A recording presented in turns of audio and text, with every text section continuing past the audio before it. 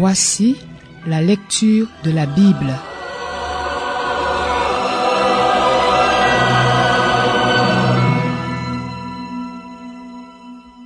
Samuel, chapitre 17. Les Philistins réunirent leurs troupes pour faire la guerre et ils se rassemblèrent à Soko, ville qui appartient à Juda. Ils installèrent leur camp entre Soko et Azekah, à Éphes-Damim. Saül et les hommes d'Israël se rassemblèrent aussi. Ils installèrent leur camp dans la vallée d'Éla et ils se rangèrent en ordre de bataille contre les Philistins. Les Philistins se tenaient sur une montagne et Israël sur celle d'en face. La vallée les séparait. Un homme sortit alors du camp des Philistins et s'avança entre les deux armées. Il s'appelait Goliath, venait de Gath et mesurait environ 3 mètres. Il avait sur la tête un casque en bronze et il portait une cuirasse à écailles en bronze qui pesait près de 60 kilos. Il avait des jambières en bronze et tenait un javelot en bronze en bandoulière. Le bois de sa lance avait la grosseur d'un cylindre de métier à tisser et la lance, en fer, pesait 7 kilos. Celui qui portait son bouclier marchait devant lui. Le Philistin s'arrêta et s'adressa aux troupes d'Israël rangées en ordre de bataille. Il leur cria : « Pourquoi sortez-vous pour vous ranger en ordre de bataille ? Ne suis-je pas le Philistin et n'êtes-vous pas des esclaves de Saül ? Choisissez un homme qui descende contre moi. S'il peut me battre et qu'il me tue, nous serons vos esclaves.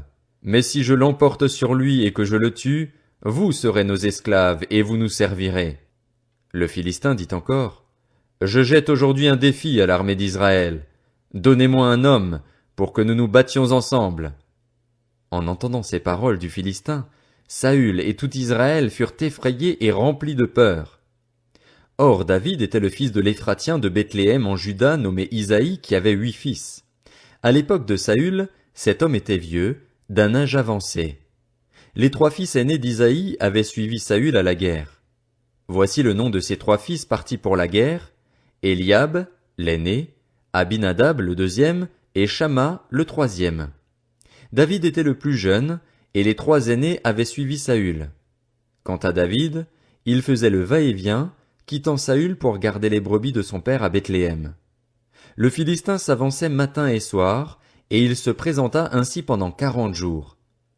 Isaïe dit à son fils David : « Prends pour tes frères cette mesure de grains rôtis et ces 10 pains, et cours au camp vers tes frères. Porte aussi ces 10 fromages aux chefs de leurs milliers.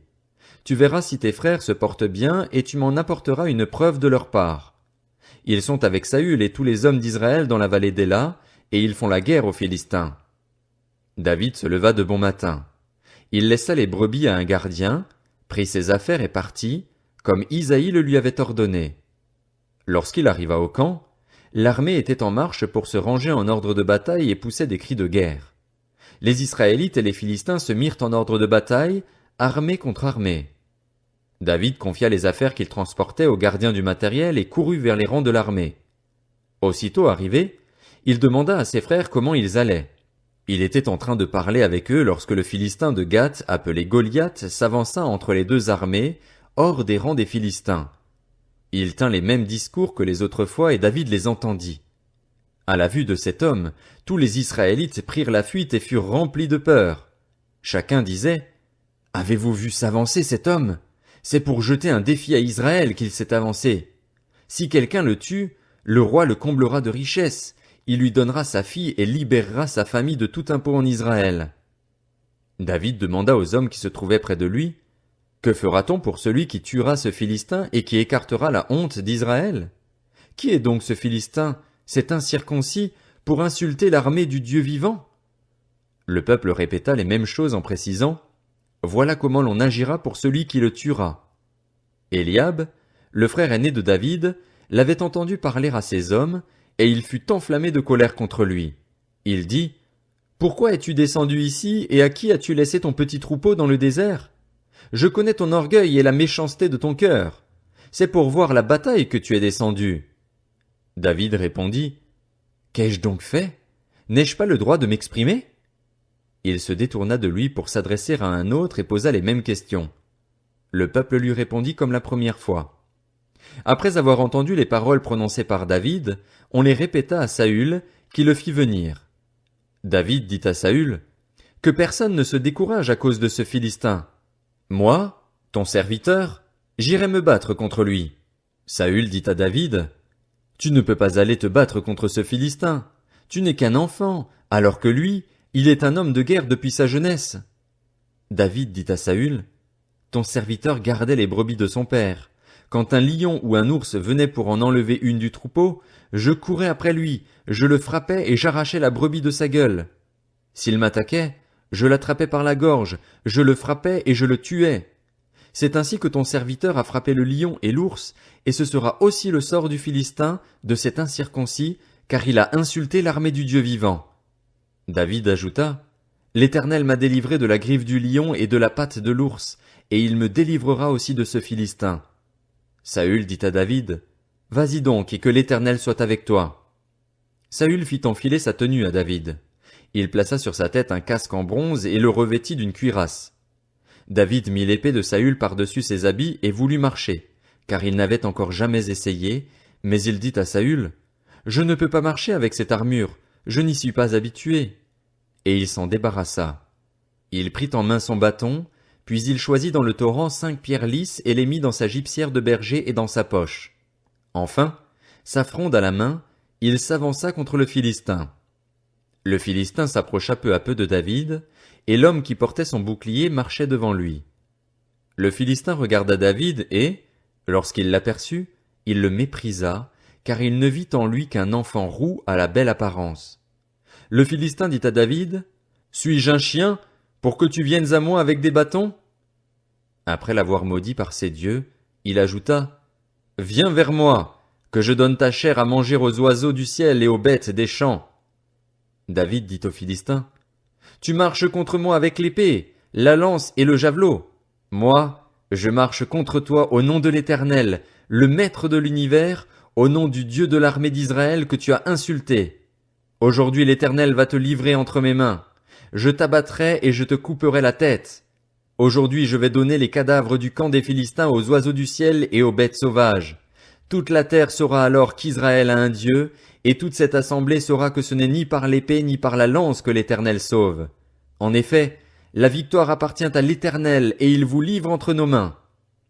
Dès que le Philistin se mit à marcher vers lui, David courut sur le champ de bataille à sa rencontre. Il porta la main à sa gibecière, y prit une pierre et la lança avec sa fronde. Il frappa le Philistin au front et la pierre s'y enfonça. Le Philistin tomba le visage contre terre. Ainsi, avec une fronde et une pierre, David fut plus fort que le Philistin. Il le frappa et le mit à mort sans avoir d'épée à la main. Il courut, s'arrêta près du Philistin et prit son épée en la tirant du fourreau. Il l'acheva et lui coupa la tête. Voyant que leur héros était mort, les Philistins prirent la fuite. Les hommes d'Israël et de Juda se levèrent, poussèrent des cris et les poursuivirent jusque dans la vallée et jusqu'aux portes d'Écron. Les Philistins blessés à mort tombèrent sur le chemin de Shaharaïm jusqu'à Gath et Écron. Les Israélites mirent fin à leur poursuite et revinrent piller le camp. David prit la tête du Philistin et l'amena à Jérusalem, et il déposa dans sa tente les armes du Philistin. Lorsque Saül avait vu David marcher à la rencontre du Philistin, il avait dit à Abner, le chef de l'armée, « De qui ce jeune homme est-il le fils, Abner ?» Abner avait répondu, « Aussi vrai que ton âme est vivante, roi, je l'ignore. Informe-toi donc pour savoir de qui ce jeune homme est le fils, » avait dit le roi. Quand David fut de retour après avoir tué le Philistin, Abner le prit et le conduisit devant Saül. David tenait à la main la tête du Philistin. Saül lui dit, « De qui es-tu le fils, jeune homme ?» Et David répondit, « Je suis le fils de ton serviteur Isaïe, le Bethléemite. »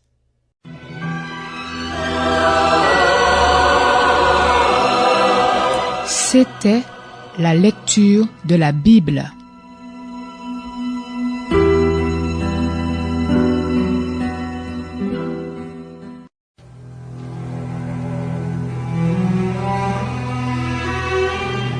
Voici la lecture de la Bible.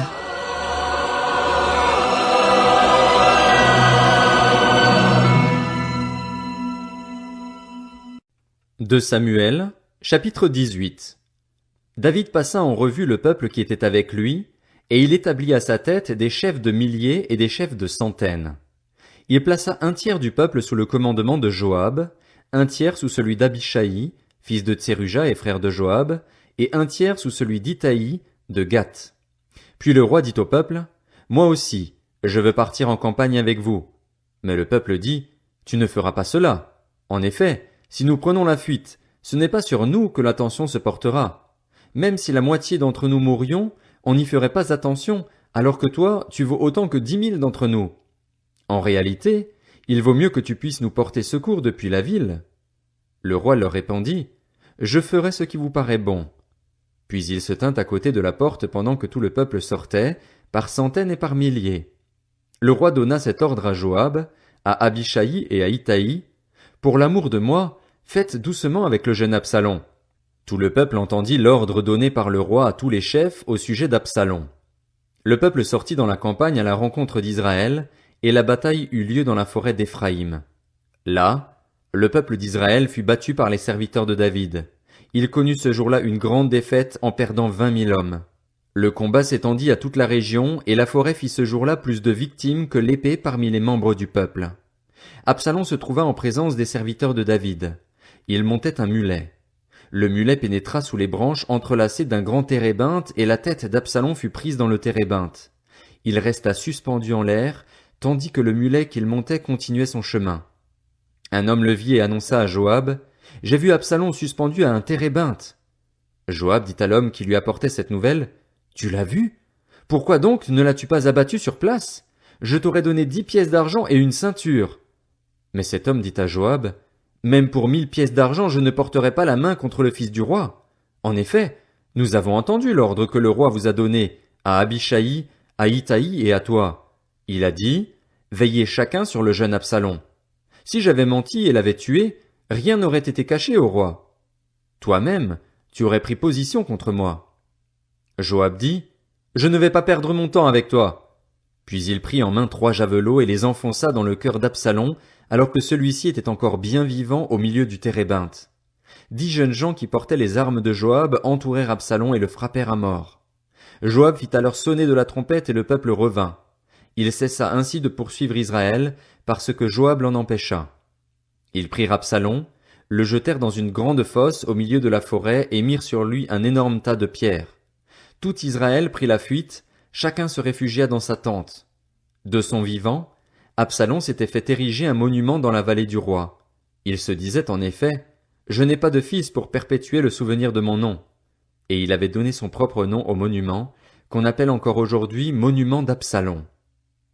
Akhimaats, fils de Tsadok, dit à Joab, « Laisse-moi courir et apporter au roi la bonne nouvelle que l'Éternel lui a rendu justice en le délivrant de ses ennemis. » Joab lui dit, « Tu ne serais pas un messager de bonne nouvelle aujourd'hui.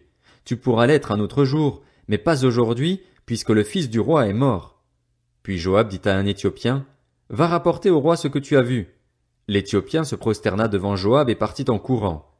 Akhimaats, fils de Tsadok, insista auprès de Joab. « Quoi qu'il arrive, laisse-moi courir après l'Éthiopien. » Joab dit, « Pourquoi veux-tu faire cela, mon fils?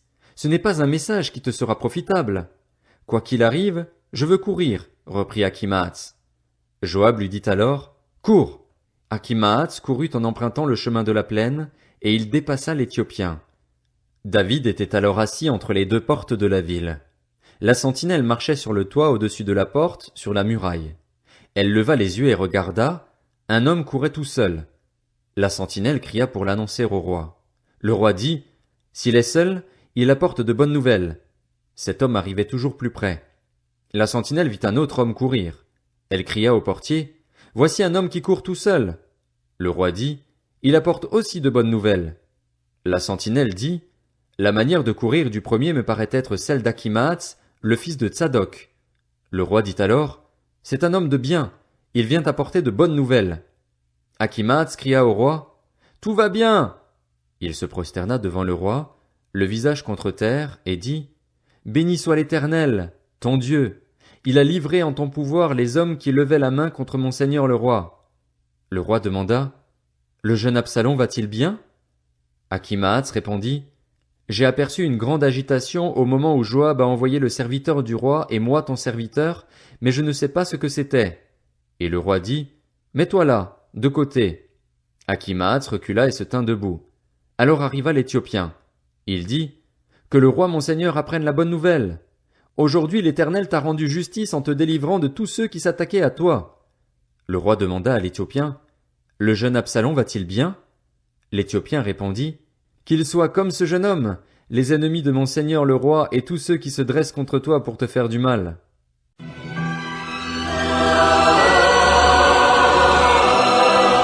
C'était la lecture de la Bible.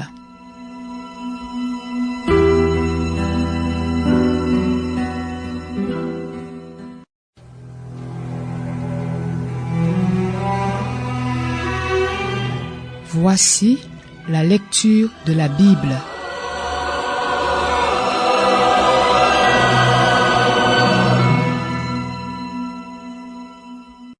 De Samuel, chapitre 19. Alors le roi, bouleversé, monta dans la chambre située au-dessus de la porte et pleura. Il disait tout en marchant, « Mon fils Absalom, mon fils Absalom, si seulement j'étais mort à ta place. Absalom, mon fils, mon fils. » On vint dire à Joab, « Le roi pleure et mène le deuil sur Absalom. » Ce jour-là, la victoire fut changée en deuil pour tout le peuple, car le peuple entendait dire, « Le roi est rempli de chagrin à cause de son fils. » Ce jour-là, le peuple rentra dans la ville comme un voleur, comme l'auraient fait des soldats honteux d'avoir pris la fuite au cours du combat. Le roi s'était couvert le visage et criait à haute voix, « Mon fils Absalom! Absalom! Mon fils! Mon fils! » Joab entra dans la chambre où se trouvait le roi et dit, « Tu couvres aujourd'hui de honte tous tes serviteurs, alors qu'ils ont aujourd'hui sauvé ta vie, celle de tes fils et de tes filles, celle de tes femmes et de tes concubines. Tu aimes ceux qui te montrent de la haine et tu montres de la haine envers ceux qui t'aiment. En effet, tu déclares aujourd'hui que tes chefs et tes serviteurs ne représentent rien pour toi. Je vois maintenant que si Absalom était en vie et que nous soyons tous morts aujourd'hui, tu serais content. Lève-toi donc, sors et parle au cœur de tes serviteurs. En effet, je t'en fais le serment par l'Éternel. Si tu ne sors pas un homme ne restera avec toi cette nuit, et ce sera pire pour toi que tous les malheurs que tu as connus depuis ta jeunesse jusqu'à maintenant. » Alors le roi se leva et s'assit à la porte de la ville. On annonça à tout le peuple, « Le roi siège à la porte. » Et tout le peuple vint devant le roi. Quant aux Israélites, ils s'étaient enfuis, chacun dans sa tente. Dans toutes les tribus d'Israël, tout le peuple était en grande discussion. On disait, « C'est le roi qui nous a délivrés de nos ennemis, c'est lui qui nous a sauvés des Philistins. Et maintenant il a dû fuir le pays devant Absalom. Or Absalom, que nous avions consacré par onction pour qu'il règne sur nous, est mort au combat. Maintenant, pourquoi ne parlez-vous pas de faire revenir le roi ?» De son côté, le roi David envoya un messager dire aux prêtres Tsadok et Abiatar, « Parlez aux anciens de Juda, dites-leur, pourquoi seriez-vous les derniers à faire revenir le roi chez lui ? » En effet, ceux qui se disaient dans tout Israël étaient parvenus jusqu'au roi, chez lui. « Vous êtes mes frères, vous êtes faits des mêmes os et de la même chair que moi. Pourquoi seriez-vous les derniers à faire revenir le roi ? Vous direz aussi à Amasa, « N'es-tu pas fait des mêmes os et de la même chair que moi ? Que Dieu me traite avec la plus grande sévérité, si tu ne deviens pas pour toujours chef de l'armée devant moi, à la place de Joab. » David gagna le cœur de tous les Judéens comme s'ils n'avaient été qu'un seul homme, et ils firent dire au roi, « Reviens, toi ainsi que tous tes serviteurs. » Le roi revint et il arriva jusqu'au Jourdain. Quant aux Judéens, ils s'étaient rendus à Gilgal pour aller à la rencontre du roi et lui faire passer le Jourdain. Shimei, fils de Guéra, le Benjaminite, qui était de Bakurim, s'empressa de descendre avec les Judéens à la rencontre du roi David. Il avait avec lui 1000 hommes de Benjamin, ainsi que Tsiba, le serviteur de la famille de Saül, avec ses 15 fils et ses 20 serviteurs. Ils se précipitèrent vers le Jourdain à la rencontre du roi. Le bateau destiné au transport de la famille du roi, et à ce qui lui paraissait bon, faisait la traversée. Au moment où le roi traversait le Jourdain, Shimei, le fils de Guéra, se prosterna devant lui et lui dit, « Que mon seigneur ne tienne pas compte de ma faute, qu'il oublie la mauvaise conduite de ton serviteur le jour où mon seigneur le roi a quitté Jérusalem, que le roi ne la prenne pas à cœur. En effet, moi ton serviteur, je reconnais que j'ai péché. Et aujourd'hui je suis le premier de toute la famille de Joseph à venir à la rencontre de mon seigneur le roi. » Alors Abishai, fils de Tseruja, prit la parole. Il dit, Shimei ne doit-il pas mourir pour avoir maudit celui que l'Éternel a désigné par onction? Mais David dit, Qu'ai-je à faire avec vous, fils de Tseruja? Et pourquoi êtes-vous aujourd'hui mes adversaires? Devrait-on faire mourir un homme en Israël aujourd'hui? N'ai-je donc pas la certitude que je règne aujourd'hui sur Israël? Puis le roi dit à Shimei, Tu ne mourras pas. Et il lui en fit le serment. Méphibosheth, le petit-fils de Saül, descendit aussi à la rencontre du roi.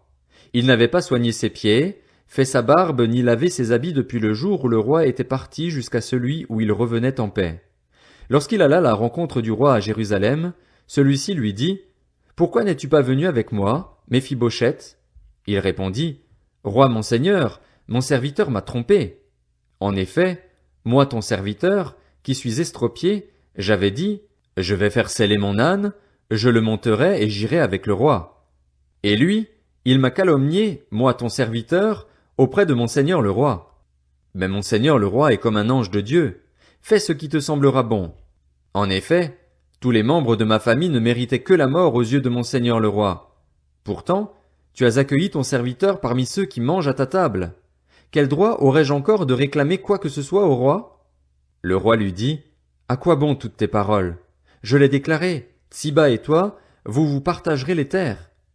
Méphibosheth dit au roi, Il peut même tout prendre, puisque mon seigneur le roi est revenu en paix chez lui. Barzillai le Galaadite descendit de Roguélim et passa le Jourdain avec le roi pour l'accompagner de l'autre côté du fleuve. Barzillai était très vieux, il avait 80 ans. C'était lui qui avait pourvu à l'entretien du roi pendant son séjour à Mahanaïm. En effet, c'était un homme très riche. Le roi lui dit, Viens avec moi, je pourvoirai à ton entretien chez moi à Jérusalem. Mais Barzillai répondit au roi, Combien d'années vivrai-je encore pour que je monte avec le roi à Jérusalem? Je suis aujourd'hui âgé de 80 ans. Suis-je capable de distinguer ce qui est bon et ce qui est mauvais? Ton serviteur peut-il savourer ce qu'il mange et boit? Puis-je encore entendre la voix des chanteurs et des chanteuses? Et pourquoi ton serviteur serait-il encore une charge pour mon seigneur le roi? Ton serviteur avancera juste un peu de l'autre côté du Jourdain avec le roi. Pourquoi, d'ailleurs, le roi m'accorderait-il ce bienfait? Laisse donc ton serviteur repartir chez lui. Que je meure dans ma ville, près du tombeau de mon père et de ma mère. Mais voici ton serviteur Kimham. Il accompagnera mon seigneur le roi. Fais pour lui ce qui te plaira. Le roi dit, Kimham m'accompagnera donc, et je ferai pour lui ce qui te plaira. Tout ce que tu me demanderas, je le ferai pour toi. Quand tout le peuple et le roi eurent passé le Jourdain, le roi embrassa Barzillai et le bénit. Barzillai retourna alors chez lui. Le roi prit la direction de Gilgal, et Kimham l'accompagna. Tous les Judéens ainsi que la moitié des Israélites avaient fait traverser le Jourdain au roi. Mais tous les Israélites abordèrent le roi et lui dirent, Pourquoi nos frères de Juda t'ont-ils enlevé et ont-ils fait passer le Jourdain au roi, à sa famille et à tous les hommes de David? Tous les Judéens répondirent aux Israélites, C'est que nous sommes plus proches du roi. Pourquoi vous irritez de cela? Avons-nous vécu au crochet du roi? Nous a-t-il fait des cadeaux? Les Israélites répondirent aux Judéens, Le roi nous appartient 10 fois autant, David est même plus à nous qu'à vous. Pourquoi nous avez-vous traités avec mépris? N'avons-nous pas été les premiers à proposer de faire revenir notre roi? Et les Judéens parlèrent avec plus de dureté encore que les hommes d'Israël.